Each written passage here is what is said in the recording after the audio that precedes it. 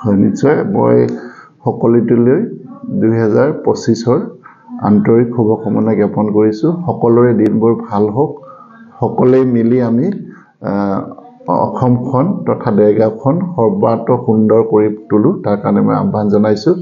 আপুনি কোৱাৰ দৰে দেৰগাঁৱৰ কাৰণে যোৱা বছৰটো মিক্স আছিলে, মানে মিশ্ৰিত আছিলে। খুব ভাল খবৰো আছে, খুব বেয়া খবৰো আছে। মই পোনপ্ৰথমতে যিসকল ব্যক্তি এই ভাৰত কপোৱা দুৰ্ঘটনাটোত নিহত হৈছিল তেখেতসকলৰ পৰিয়াললৈ সমবেদনা জ্ঞাপন কৰিছোঁ। আৰু তেনেকুৱা ধৰণৰ দুৰ্ঘটনা নহওক তাৰ কাৰণে ইয়াৰ লগত জড়িত মানে ৰাষ্ট্ৰীয় ঘাইপথ, আমাৰ যিসকল গাড়ী চলাই ড্ৰাইভাৰ, চালক, মালিক আৰু সকলো ৰাইজকে এই ক্ষেত্ৰত সচেতন হ'বলৈ আহ্বান জনাইছোঁ। লগতে মই নিজে সৌভাগ্যৱান বুলি ভাবিছোঁ যে দেৰগাঁৱৰ দৰে যাক দেৱগ্ৰাম বুলি কয়, সেই দেৰগাঁৱৰ সমজিলাৰ মই প্ৰথমজন আয়ুক্ত হিচাপে ইয়াতে দায়িত্ব গ্ৰহণ কৰিছোঁ।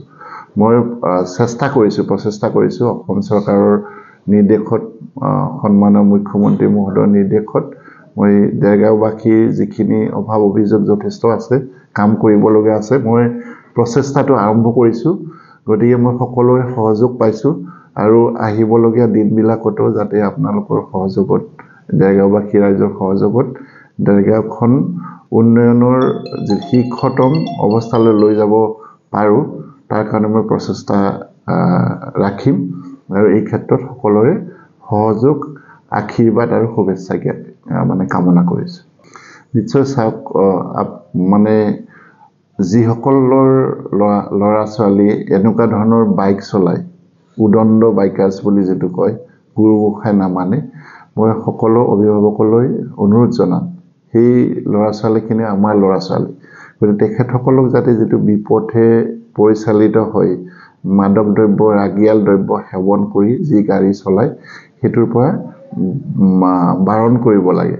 আৰু সকলোৱে আমাৰো দায়িত্ব, আমি সকলোৱে মিলি সেইখিনি কাউন্সেলিং কৰিব লাগে। কাৰণ চাওক, তেখেতৰ জীৱনটো সেই ল'ৰা ছোৱালীৰ দৰে বাকী বহুত পৰিয়ালে তেখেতসকলৰ এই কৰ্মৰ কাৰণে গোটেই জীৱনৰ কাৰণে এজন পৰিয়ালৰ কোনোবা হয়তো দেউতাক হেৰুৱায়, কোনোবাই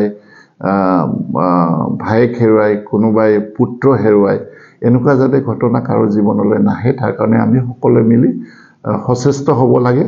আৰু যদি এই ক্ষেত্ৰত তেখেতসকল নহয়, কিন্তু আমি আমাৰ যিটো লৰ ফালৰ পৰা যি ব্যৱস্থা ল'ব লাগে আমি ল'ম বা লৈ আছোঁ।